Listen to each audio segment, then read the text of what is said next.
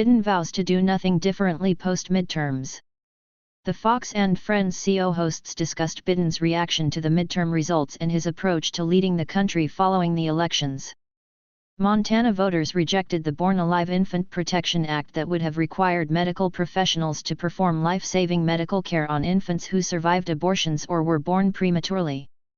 The pro-life measure would not have prevented Montana residents from receiving abortions, but would have required medical care be provided to infants born alive as a result of a natural or induced labor, failed abortion, or a cesarean section.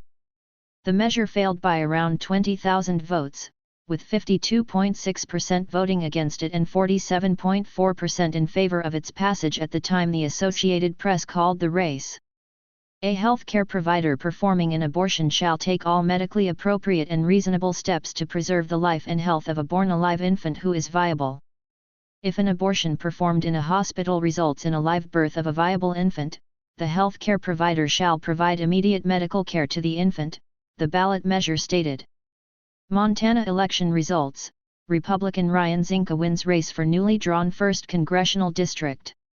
A pro-life advocate holds up a newspaper outside the Supreme Court. A pro-life advocate holds up a newspaper outside the Supreme Court. Joshua Komen/Fox News. The pro-life legislation acknowledged that an infant born alive after an attempted abortion is a legal person and would have granted them the rights to medical care after birth. If an abortion results in the live birth of an infant, the infant is a legal person for all purposes under the laws of this state, it stated. Montana Republican Matt Rosendale wins re-election in U.S. House race. A pro-life crowd cheers over the Supreme Court's Dobbs decision. A pro-life crowd cheers over the Supreme Court's Dobbs decision. Joshua Komen/Fox News, file. The law also sought to penalize doctors if they failed to treat infants as living persons and take the required, necessary actions to preserve the life of a born-alive infant.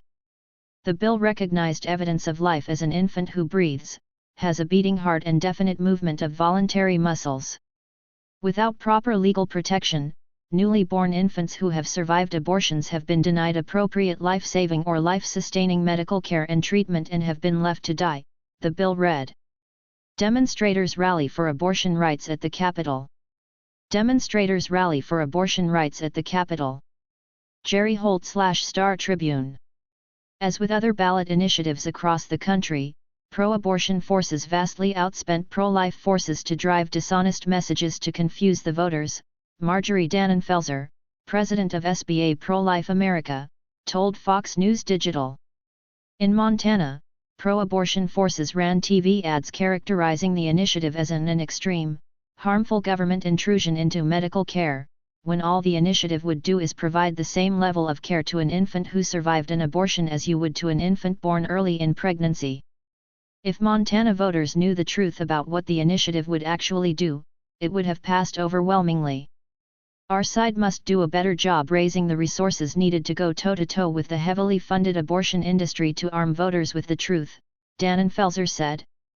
On Tuesday, California and Vermont enshrined the right to an abortion into their state constitutions. On Tuesday, California and Vermont enshrined the right to an abortion into their state constitutions. Damian Duvar Gaines.